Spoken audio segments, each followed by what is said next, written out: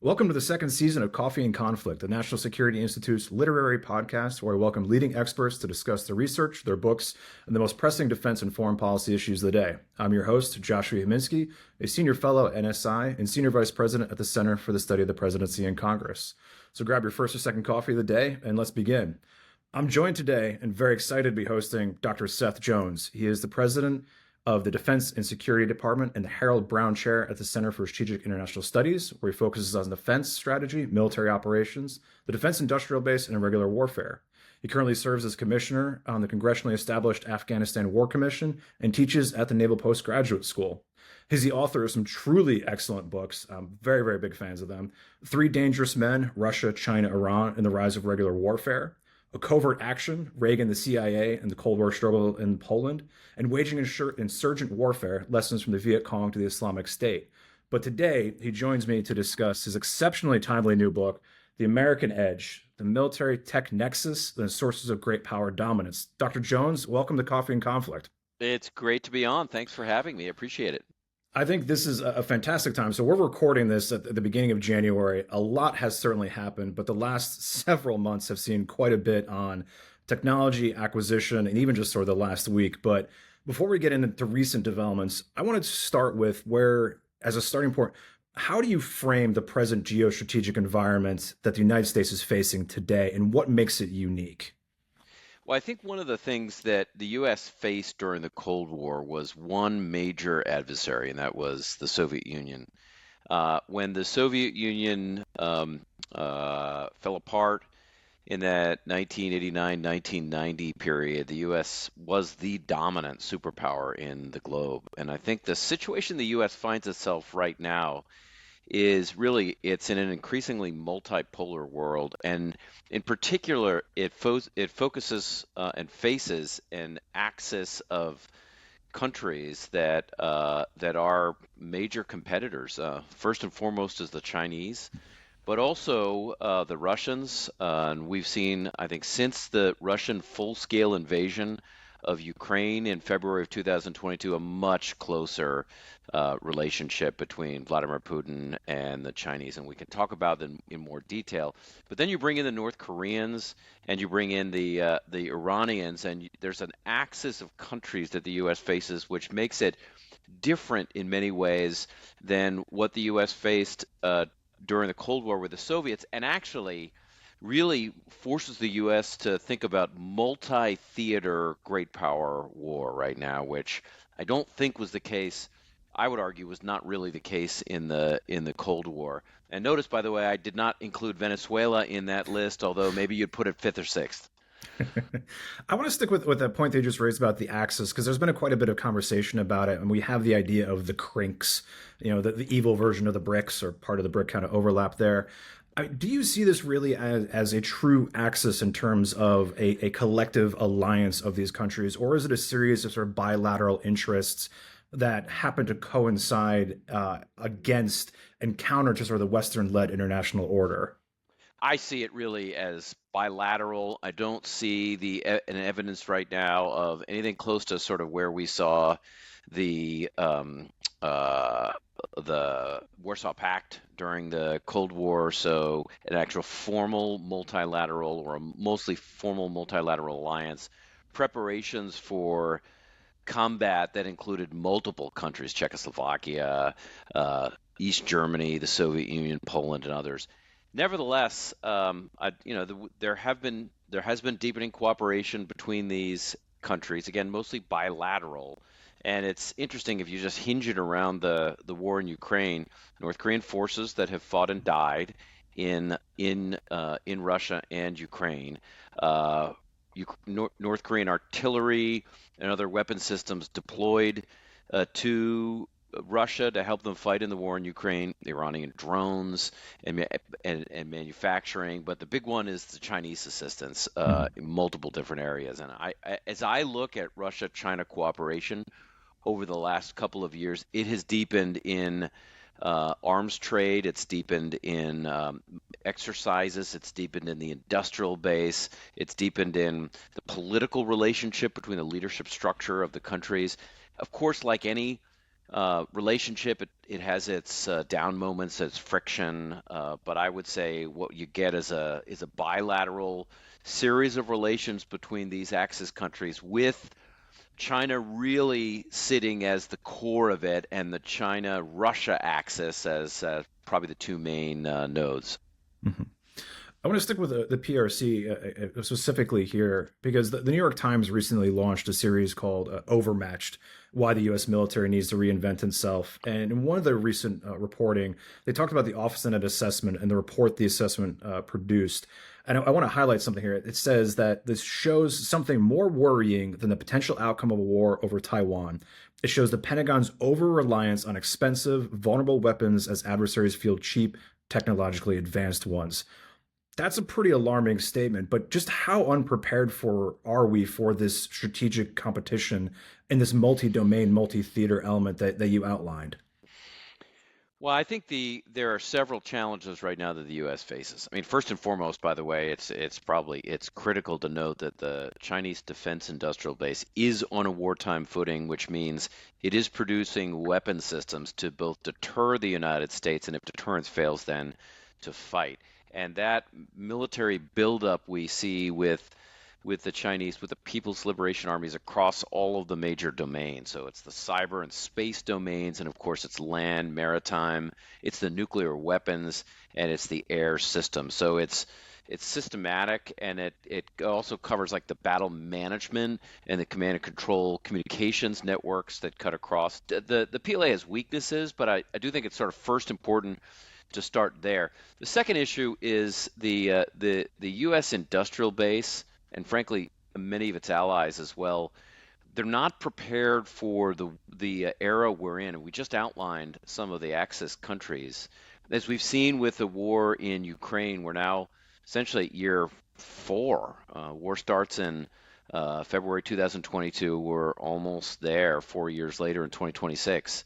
And so the big question is, can the U.S. industrial base support and sustain the U.S. military in a protracted war? And that is a big problem. We still, in war games, unclassified war games, we run out of long-range anti-ship missiles like LRASMs after roughly a week of a conflict. I mean, that is not sustainable if you're trying to deter, and you don't have sufficient long range strike capability. You got big problems. You got big problems with deterrence.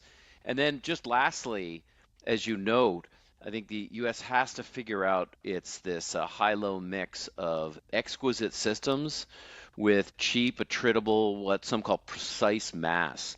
And that does get into an issue which we can talk in more detail about. But during the Cold War, the U.S. had a range of operational concepts. One was air-land battle that was fundamental in the 1970s to sitting beneath it the kinds of technologies needed to fight and win a war against the Soviets in Eastern Europe. There is not yet any kind of conceptual framework to put the industrial base in. There's been some progress on a few things, Joint Warfighting Concept 3.0, Hellscape, which has come out of Indo-PACOM, but it's nowhere near, I think, the level of operational concepts that the U.S. really needs to nest the technologies that are going to be important. I don't want to stick with that because you write that the tragedy today is the United States is in a wartime environment, as you just described, but its defense industrial base is operating on a peacetime footing. I mean, we've been in successive environments where the national defense strategies, the national security strategies have been articulating about the PRC being a pacing threat, the Russia being an acute threat. And it seems like, at least from a military and intelligence standpoint, the system has been flashing red for quite some time. But the defense industrial base seems to have been focused on shareholder dividends, which we could come back to, stock buybacks, full books of business, but not necessarily investing in the manufacturing capacity. So how does Washington collectively understand this? It doesn't really feel like we're in this wartime environment. Yeah, so So, I mean, I think it's if you look at the Russian defense industrial base, it is at war right now. It's at war in Ukraine, and its industrial base is on a wartime footing. I think we see that with Chinese manufacturing capabilities right now. Plants have gone from 2 to 3 shifts. We've seen it from a range of manufacturing facilities in China that have gone from commercial to defense manufacturing. One of the biggest challenges that we have in the U.S. is I think there has not been a sufficient discussion publicly about, you talked about overmatch earlier. I was actually involved in the early stages of that overmatch work for the Office of Net Assessment, where it hit us like a baseball bat that the U.S. had lost overmatch with China, and the reality was that if you look at the wars the U.S. conducted in Iraq or Afghanistan, or even the counterterrorism missions in Somalia, Libya, and other countries, we faced relatively weak enemies. Now, ones like the Taliban outlasted the U.S., but that's not because they defeated them per se on the battlefield. Became a political issue. The issue with China is it becomes difficult to just operate at all within the first island chain because of PLA rocket force capabilities. And the U.S. has not faced that kind of adversary really since the Cold War with the Soviets. And so there has been a lot of talk about it. I think in the Trump administration there has definitely been more talk, led by primarily the Deputy Secretary of Defense, but also some speeches that the Secretary has given. A big example, though, of the challenge that you face on the industrial base is the money involved. And there are two aspects of it. One is if you look at the defense budget as a percentage of GDP, it's about 3% right now. At no point during the Cold War was it ever that low. Not even during the Carter administration, which took a lot of heat, particularly from Ronald Reagan, for not being serious about defense. So we're lower than at any point during the Cold War.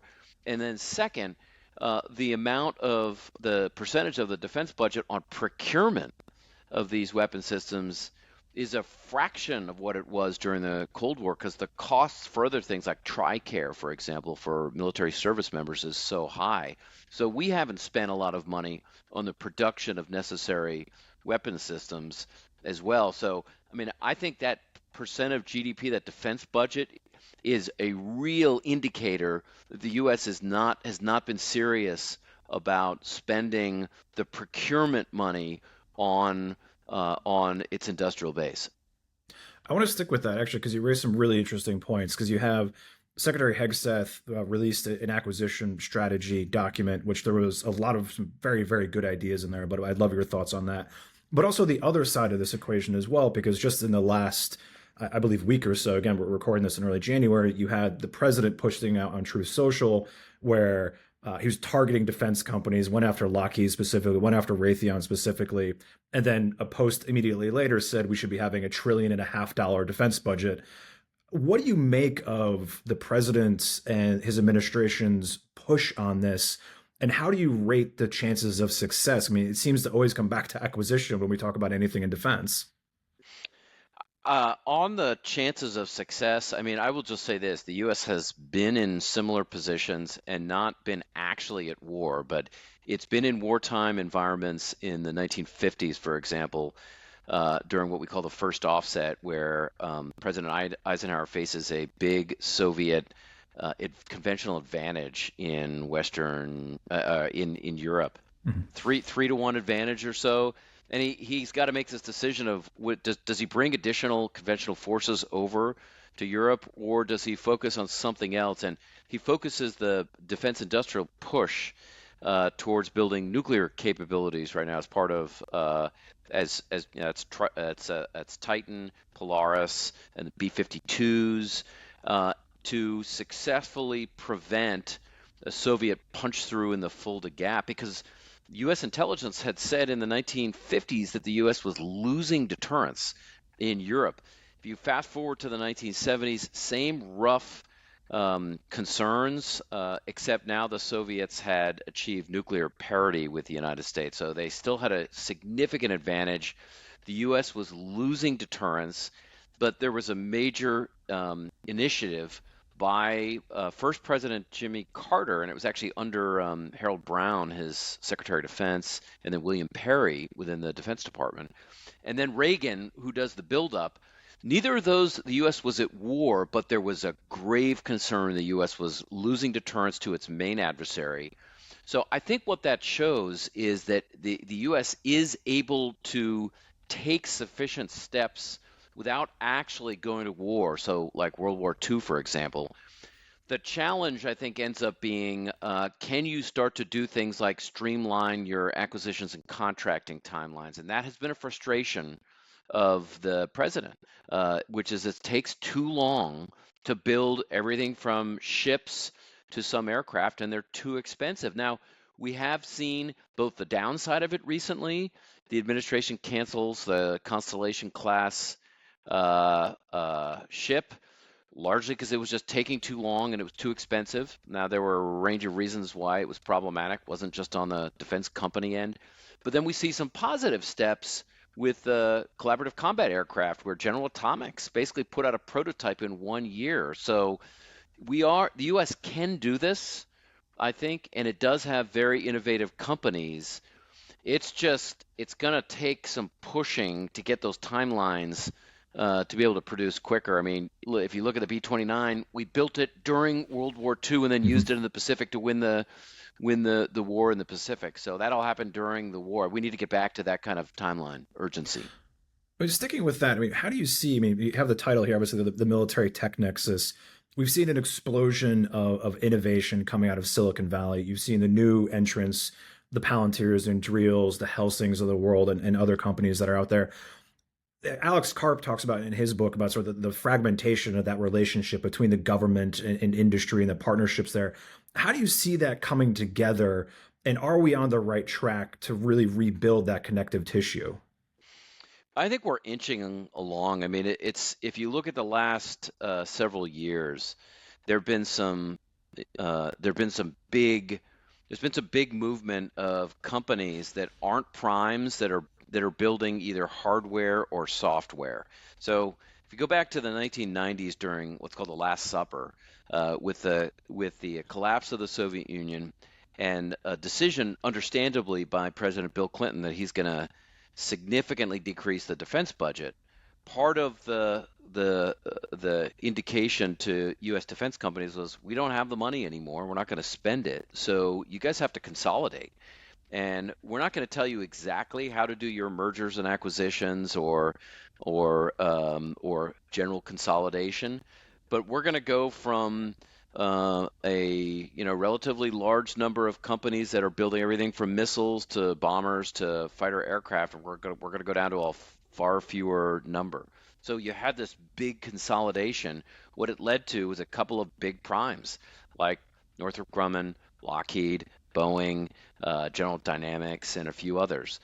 Today, the budget is starting to creep up a little bit, and I think there really needs to be innovation from companies. Well, we have seen it, and it's primarily come not initially from defense dollars, that is the government and the Department of Defense or Department of War funding it, but it's come from venture capital as well as some private equity. So the great examples end up being SpaceX, which has Space Shield, a critical aspect of the space domain in the military sphere. That basically saved U.S. space, private company. We see it with Anduril, which produces both software and hardware, including the big direction I think the U.S. needs to go in the Pacific, undersea. Ghost Shark, for example, a UUV or unmanned underwater vehicle. And then you see it with Palantir software, you see it with Shield AI. These are all initially largely venture capital aided, or in a few cases, In-Q-Tel, the CIA's investment arm. And so, I mean, I think that's sort of this way that the future has got to look like. See more competition from commercial entities, in some cases with venture capital or private equity money, in addition to just the big sort of defense primes, that kind of competition is helpful. Just one other quick example of this is shipbuilding has traditionally been done by companies like HII and General Dynamics Electric Boat. Now we've got Hanwha, which is building ships in the Philly shipyard, South Korean. I think that's actually a really helpful step. South Koreans and the Japanese are fantastic at building ships. They're allies. They're very competitive. We need that kind of competition in our shipbuilding and maritime industrial base, and we have that now to some degree. I want to stick with that international component because if I'm not mistaken, the Finns are also going to be building us some icebreakers, which is a great shift from previous policies. But when you broaden the aperture out and just beyond sort of the American tech nexus here, I mean, is there a space for like an allied arsenal of democracies here? Because the president was making very aggressive pushes to have European increasing responsibility for defense and security. We had the Hague summit with the 1.5% of GDP spending. You just mentioned some great examples with South Korea and Japan and also Finland as well. What role do allies have to play in this space? Well, allies have several important roles. One is the supply chains for a range of the major technology and defense platforms and systems. The supply chains are global, and I think the U.S. does have to be careful about supply chains that go back to adversaries. You don't Mhm. want to, over the long run, rely on the Chinese or the Russians, but the Chinese in particular for critical minerals or a range of key components that are used in weapon systems. Because in an escalating conflict, certainly a war, you may see those spigots turned off. So therefore, I mean, if you look at aerospace I've been to Dallas Fort Worth, been down the F-35 Lockheed uh, production line, and you see the as you open the hood, the aircraft, the components in that Lockheed fifth generation fighter are global in nature. So, and that's important because there are competitive advantages of working with companies in all of the complicated parts of those systems. Different companies in different countries have comparative advantage on production of a range of material. The other area that becomes important, not just on the supply chain side, is also ensuring that European and the Pacific allies and partners, so NATO countries, Japanese, South Koreans, Australians, and even Taiwan, they have the capabilities themselves to fight a protracted war. That they have industrial bases that are healthy, and one of the quintessential recent examples of this is the Ukrainian industrial base, which when the Ukrainians didn't get, for example, Tomahawk, they wanted it. The U.S. had talked about potentially selling some. They've built their own. And so the Ukrainians now have a vibrant domestic industrial base that has helped it fight now a protracted war. And what we need is to see European countries do the same, because they run into the same problems as the U.S. does right now. They run out of stockpiles, in part because they're relying on the U.S. for long-range anti-ship missiles. We saw in the Ukraine war the problem with 155 millimeter rounds, where the Ukrainians ran out, and they had supplies from not just the U.S. but other countries as well. So supplies across the board were initially low. So it's that combination, I think, of both supply chain that's important for allies and partners, but also that they actually are able to get their industrial bases into a better position where they can then sustain a protracted war. And again, the point here is deterrence. It's not necessarily war fighting. You can't deter unless you're ready to go to war. I want to stick with that because one of the interesting things, I mean, talk about how we're into the fourth year, I believe going into the fifth year of war in Ukraine. Uh, One of the challenges has been consistently that after this successive years of war, European defense industrial base really hasn't seem to mobilize in the way that certainly some American observers would have wanted. You haven't seen the significant capital investment in manufacturing lines expansion. I think it was one of the criticisms President Trump had recently in Truth Social. How would you rate that? Is this sort of a bit of a lagging indicator that the Rheinmetalls of the world and others are finally starting to catch up and then this will actually expand further? Or are we still on this hesitancy of waiting and seeing how does Ukraine play out? Do we actually make this investment? Is it worthwhile and going to return value in the long run? Yeah, I think it depends on which European country we're talking about. I think the further east you get towards the Soviet Union, towards Russia, you get countries that are spending more on defense and taking this more seriously, stockpiling weapons, bringing in air defense systems. So think, for example, of the Finns. Finland has a long border with Russia. It is now a NATO country. It was not when the war began. Poland, the Baltic states, these are all countries that their industrial base is they need to generate or buy weapon systems to strengthen deterrence and warfighting. So I think when you look at Europe in NATO's eastern flank, there is a strong recognition of this because they are closest to the Russian threat. The Russians invaded Ukraine. There have been long-term concerns about the Baltic states. The Poles have had to deal with Russian incursions, both drones and fixed-wing aircraft. The Finns have had to deal with a whole range of Russian threats, including weaponized immigrants and others. So they get it, I think. And I do think you're starting to see some interesting discussions. I was in Europe just at the end of 2025, and there's a big discussion now about bringing venture capital in because that companies, including smaller ones, are starting to see some value in producing systems that have both a defense and a commercial capability. So think space, cyber, autonomous platforms, unmanned or uncrewed systems. So I think they're with a chance to make money, which is where venture capital companies in the United States have, and this is why they've thrown in money because there's a commercial side to this as well. We're now starting to see venture capital firms in Europe, and I think that the combination of increased defense spending is good. Seeing this in Germany is helpful. Again, I think it's stronger in the East, but now we're starting to see private capital enter the defense market. So, is it enough? No, but are we seeing improvements now? Yes. Looking at the American primes in particular, because if I'm not mistaken, the Patriot, the PAC-3 batteries, for example, are back ordered to 2029 in terms of deliveries. Now, the venture capital clearly sees an opportunity and is pursuing it, but how have the primes, the traditional defense industrial base, responded to this, and are they responding quickly enough? I mean, if we're talking the production of javelins, of the long range standoff attack missiles, Tomahawk orders, things along those lines, how are the primes responding, and what do they need to go faster?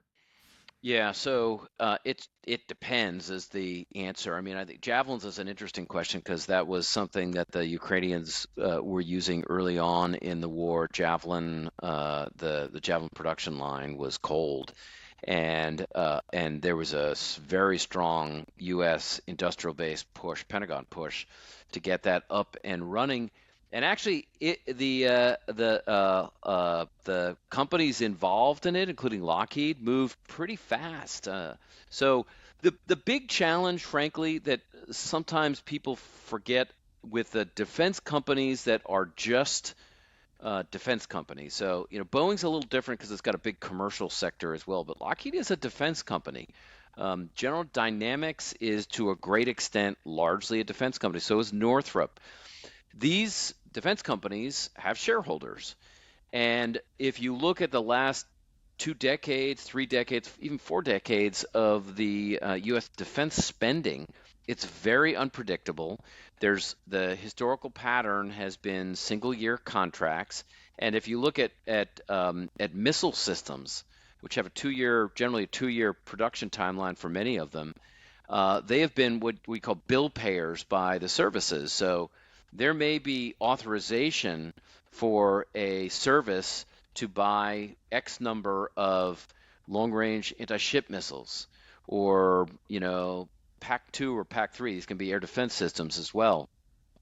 But what we've often seen historically is the service will make a decision. This could be the Navy or Army or Air Force or Marine Corps makes a decision at some point in the year that it's going to push that money elsewhere. It's not going to buy the authorized munitions, and it puts companies in a really difficult position of building the infrastructure, including production lines, if they are not sure whether the government year to year is actually going to want to buy those systems. The budgets have been pretty low and services have been very unpredictable.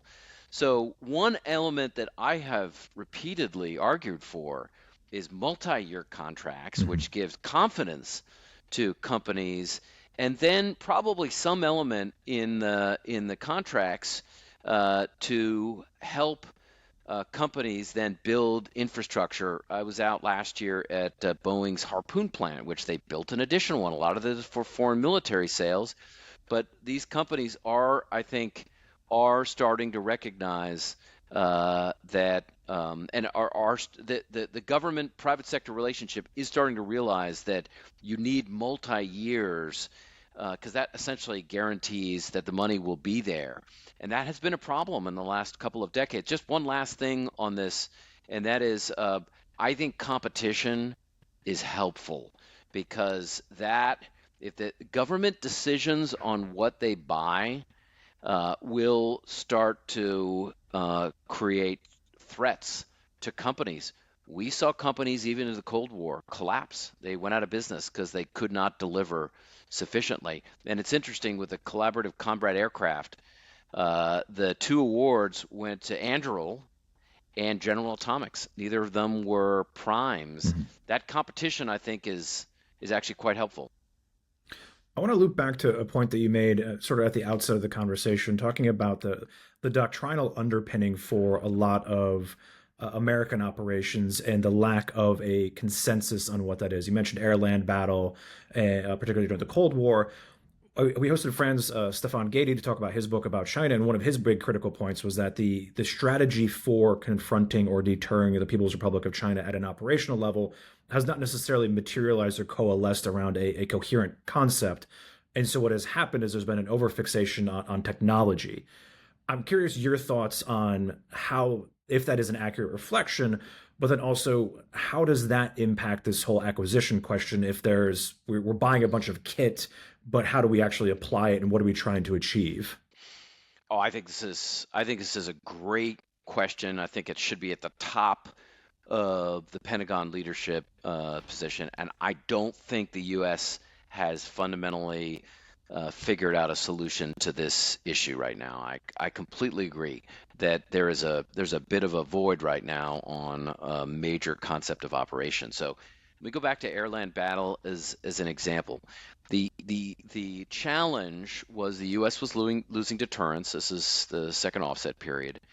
But you can't just think technology, because technology in and of itself, as the great head of the Office of Net Assessment, Andy Marshall, said repeatedly, and he was right, that you got to start with a concept of operations for how to fight a specific adversary, ideally in a specific location. And as you walk down that road, that's going to provide indicators of what kinds of technologies you need to fight and win a war, and then ultimately to deter it. So air-land battle, as the U.S. evolved that concept of operation, that foresaw the potential for a Soviet push into the second or third echelons of NATO forces in Europe, and forced the U.S. to develop a concept for how to fight the Soviet Union. And what became important is stealth, developing systems that the Soviets couldn't see, but also precision strike. Because if you remember the huge bomb fields during the Vietnam War, the U.S. couldn't drop precise munitions. It was like it's all over the place. And so air-land battle really pushed technology in a range of different directions, and those were two of them. So you actually see some phenomenal partnerships On the stealth side, this was Ben Rich and Kelly Johnson before him at Lockheed Skunk Works that were involved in building stealth aircraft, the F-117, and then you saw a range of interesting cases on the precision strike side, including at Texas Instruments, where the engineers helped develop laser-guided bombs, what became Paveway 1 and Paveway 2. So these all were nested within the concept of operations to fight and win a war against the Soviets. We don't really have that. I mean, there's a war plan with China right now, and there are some interesting concepts for the early stages. Admiral Paparo, the Indo-PACOM commander, has talked publicly about hellscape. Mm-hmm. But at the end of the day, we don't fully have a driving concept, sort of air-sea battle in the Pacific, which is very specific on sort of a Chinese People's Liberation Army amphibious invasion. It doesn't necessarily just have to be Taiwan. It could be the Senkakus or somewhere else. And then what's the concept of operations, and what are the technology that you need to fight and win that war? And actually, when you start walking down that road, what you actually see is it starts to make clear, because we've started to go down this road. And I have started to go down this road. I had a foreign affairs piece on this somewhat recently. When you start to go down this road, what you see is, boy, there's really a need for UUVs, unmanned underwater vehicles, because the Chinese can't see them. And if they're trying to bring across PLA ground forces on surface vessels, that you got to be able to sink those urgently, and your submarines end up being helpful, but you don't have enough of them, and they are really expensive. And so you need UUVs to mine areas and to strike targets, and you need their sensor packages as well. So those concepts will start to drive those kinds of technologies you need. We're not there, which means we're kind of still all over the place in what kinds of technologies that we need. And I think we're going to actually waste money until we develop really a clearer concept of operations. I'm cognizant of your time. Unfortunately, we're running a bit short here. I want to give you an opportunity. If you were to sit down with Secretary Hegseth and his team and give them your top three pieces of advice based on this book and based on the points that we talked about, what would those be? What would you want them to take away from the book, but also what would you want them to act on? Yeah, so great question, and honestly, there is at least a century of examples that one can pull to help answer that question. I mean, what I would say are several things that end up being critical to revitalizing the industrial base and to strengthening both deterrence but also warfighting. So, I mean, your end goal for your industrial base is warfighting and its deterrence. And so when you look at the rebuilding the arsenal of democracy, to use the Franklin D. Roosevelt terminology, I was the wonderful wonderful fireside chat he had with the United States. I'll just give you three. These aren't the only three, but these are three important ones. One is there has to be White House level national industrialization. This has to be bigger than Pete Hegseth, in part because there's so many components now of the industrial base that are covered in commerce or in the State Department or on the Hill that are going to be outside of the Secretary of War's prerogative. So when you look at the successful examples over the last century, they have really had to come out, and the president has to be the one to break through that red tape to get the industrial base to be more like rat catchers than regulators. So that's one. A second is to really find ways to bring in major commercial technology into defense. If you look at the top 6 technology companies in the United States, and you look at their internal research and development, Apple, NVIDIA, Microsoft, Google, Amazon, and Meta, they are spending an enormous amount on internal research and development. The figures we've got about 600 billion compared to, 34 billion by your top defense companies. And what that means is that they're spending really like world-class amounts of money on artificial intelligence, quantum, yet they're not really involved in the defense sector. And this kind of technology is absolutely essential for the future of warfare. So I would, as a second element, encourage the secretary and the president to, we had a Last Supper in the 1990s. Let's do a first breakfast, bring in the technology companies and do this. And then one last thing, a third one is at the core of any revitalization has to be the American workforce. That was the whole purpose, or it was a big purpose of the Arsenal of Democracy speech. What I would strongly urge is make this about a blue collar workforce. You're developing the U.S. workforce for this, but you got to start investing in high schools, vocational schools. Make this a national priority. That is a, there's a patriotic duty. There certainly is a value in college, but kids coming into high school don't need to just go to college. There are some great jobs in welding, in electricians, pipe fitters, ship fitters. If we can start investing in those areas, that we've got a very innovative workforce. So those would be three of the issues right at the top of what I'd suggest to the secretary and the president, because again, I think you got to bring the president and the White House really into your industrialization process. Well, it sounds like we need to make America's defense industrial base great again. You could put it that way. I mean, certainly one way of saying it. I want to thank you so much. I think on that note, it's going to bring our latest episode to a close. I want to thank you, Dr. Jones, for joining us today. Thanks, as always, to Keelan Wolf, Claude Jennings, the entire NSI staff for helping produce today's episode. Coffee and Conflict is available on Spotify and other fine purveyors of podcasts.